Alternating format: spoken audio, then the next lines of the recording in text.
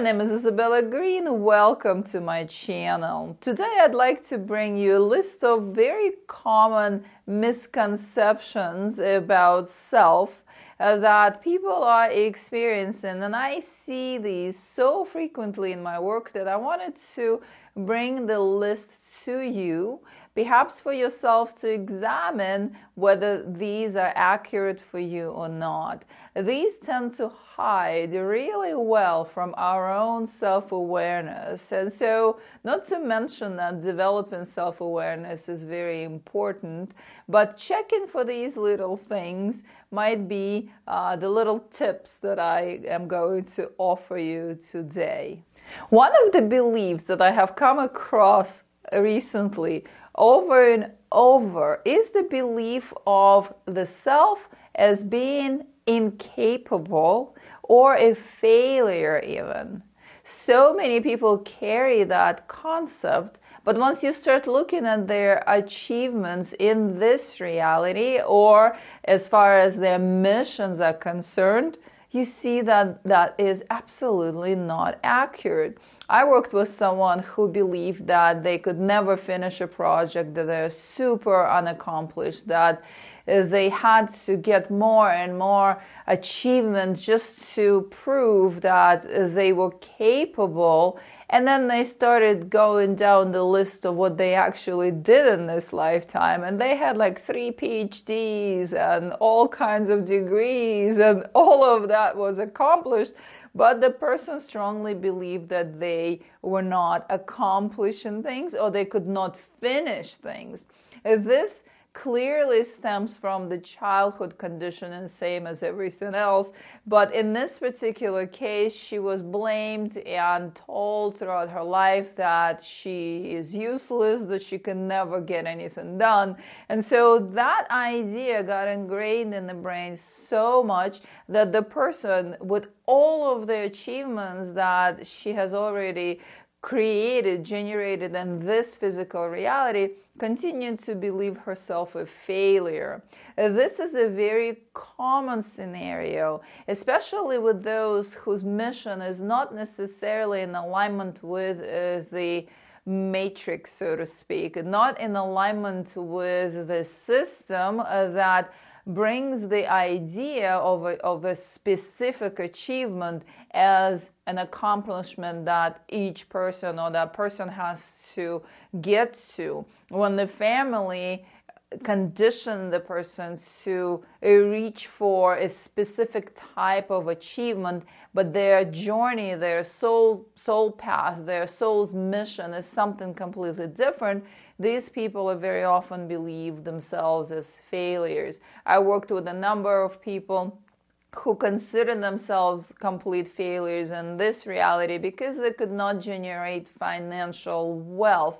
However, in the field of invention, or in the field of moving the consciousness of this reality forward, they were incredibly achieved. Their contributions were incredible, but they could not see that within their own selves, within their own realities. So we're coming back to the idea that as we are conditioned to see ourselves, this is what we're going to continue seeing regardless of what we actually truly do in this reality. And so this is one of the bigger misconceptions about self that I'm finding very common within the human race, at least through my healing practice.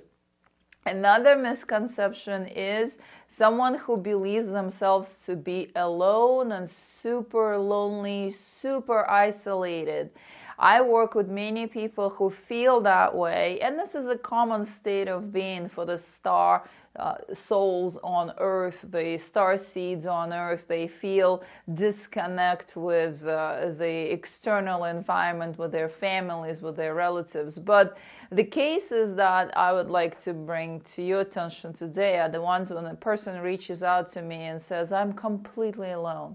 I am so alone. There's not a soul around me. And then we start going through their personal history, we find that they have brothers and sisters and cousins and a ton of family. And if they were to reach out to the people who actually want to interact with them, they would not be feeling that, or they would actually observe that there is a lot of presence and a lot of attention if they want that attention from many different directions.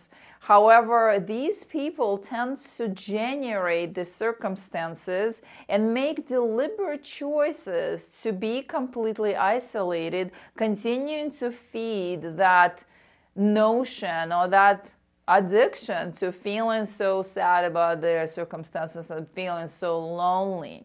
In these cases, the higher self who came in to give guidance always said, open your eyes, look for the kindred souls. It's not the time anymore when the awakened ones or the star souls were all that rare. There's so many, and they're open and available online, and they're open and available to connect with through, I don't know, social media or means of reaching out to each other.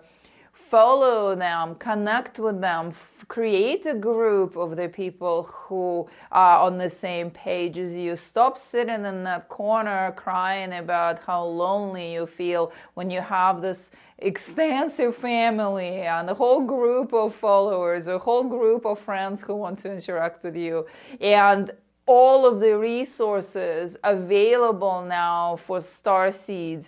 So that is a misconception as well, and it's very deeply ingrained in star-seeded souls. But we are the ones who are creators of our experience. So if we want it, we can have it. One more misconception I'm going to bring to you that I find very common are the people who believe that they're very tapped in, that they're very connected, they're super awake, and that they are on their path and then they got it together and they're moving, but their actions do not support that. And once you start talking to them, you realize that they have completely disconnected with feeling anything about their own self. So there is that complete disconnect. And so when things come up, they rationalize the answers rather than rationalize their behavior, rationalize their choices rather than following the guidance and feeling into their state of being and feeling into the path that is in front of them or ahead of them, and also following the heart guidance. So a very strong misconception of self is the complete lack of awareness of what is truly happening internally, because our guidance that leads us through our path operates on the level of feeling, emotion. When you tune into your past, when you are tuned into your past, you know what it feels like. It either feels like a yes or it feels like a solid no. And these are the people who are truly tuned in. But when you have to write lists and lists of cons and pros, and when you're confused, when looping in your decision making, when the ups and the downs are constantly there, yet the person believes that they are super tapped in, that's someone who has lost touch or perhaps never had an opportunity to develop touch with their own internal guidance. These people perhaps were conditioned to never express or experience emotions. They perhaps were conditioned to repress their voice, so their voice was never heard. And that is, of course, a childhood conditioning. And then when they grow up, so many parts of themselves that are directly linked to knowing what your truth is, what your true path is, what your true feelings are, what your true guidance is, all of that is completely lost, yet they very often believe themselves being super tuned in and super on their path, and very often they would come up with a whole list, the whole flow, like an avalanche of mind concepts to justify their choices on their past, which very often clearly are not working at all. So this is something to be aware of as well. If you are the one who was conditioned to stay away from your emotions, unallowed to express, if you were the one who never had a voice, or